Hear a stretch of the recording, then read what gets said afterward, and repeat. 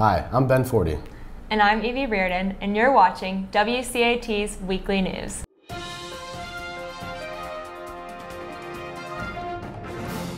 It has been an exciting week for Westminster students.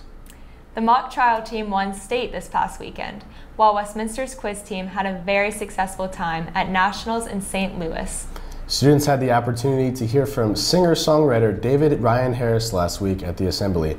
Harris has been performing on stage since the 80s and continues to share his music and collaborations to this day. WCAT reporter William Fauché spoke to Mr. Harris last week. What message did you hope to leave the students and faculty of Westminster today?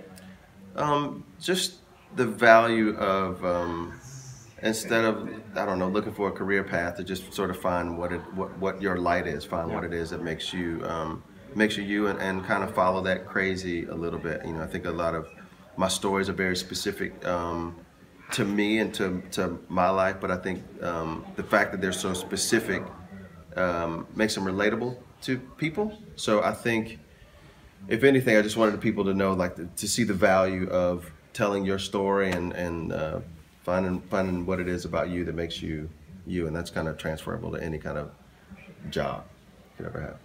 And it was certainly a pleasure to have you here. We thank you so much. A real treat to hear you perform. We will definitely be listening to you all over campus. I hope so. I hope so. I'm William Fauché here for WCAT. Go Cats.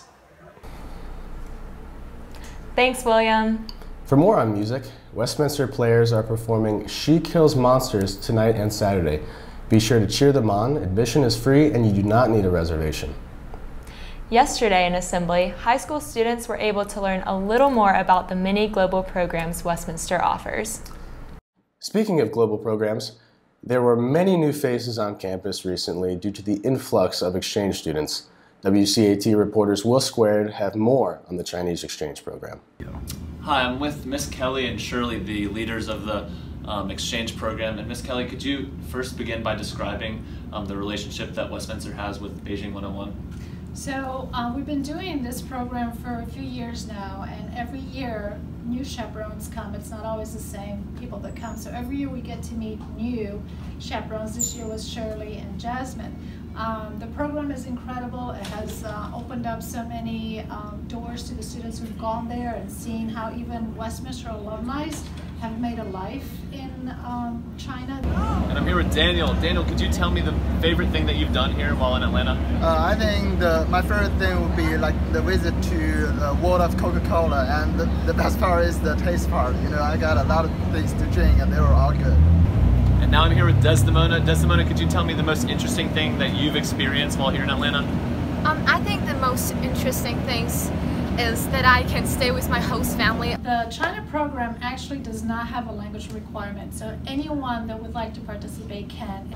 The Chinese exchange program is definitely valuable here at Westminster to both the students and the chaperones. Now back to you guys in the studio.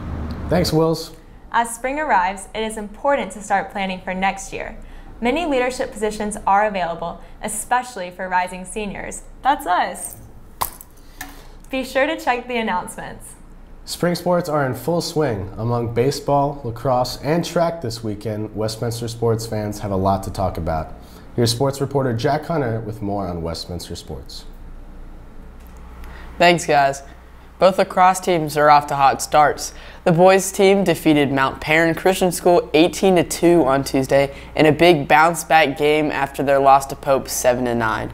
With the win, the Cats improved their record to 2-1, and Coach Tony Souza collected his 250th win. They will be back on the playing field tomorrow at home versus Allatoona. The game will start at 2 p.m., so come out and support the Lax Cats. The girls team has a 1-0 record after defeating Grady High School 18-6, and they will travel to Mill Creek tonight at 6:30 p.m. for a showdown with the Hawks. The boys varsity soccer team has been on a tear to start the season. After two impressive wins in Alabama last weekend, the Cats picked up another win last night at Towers to improve their record to 5-0. They host Marist tonight at 7:30.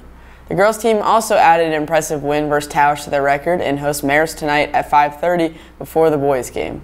Tonight, the main fields will be occupied by both soccer teams, but the baseball field will be as well, as the JV baseball team looks to keep up their impressive play in a clash versus GAC tonight. Going a step up, the varsity baseball team faces off against North Atlanta tonight on the road and will return home tomorrow for a doubleheader versus Villa Rica at 12 and 2. It's a busy week in Wildcat sports, so come support your sports teams today and this weekend. I'm Jack Hunter with WCAT. Now back to you. Thanks, Jack. Be sure to watch next week for a special story on the baseball team. Well, that's all for this week's news. For WCAT, I'm Ben Forty. And I'm Evie Reardon. Thanks for watching the weekly news. Have a great weekend, Wildcats.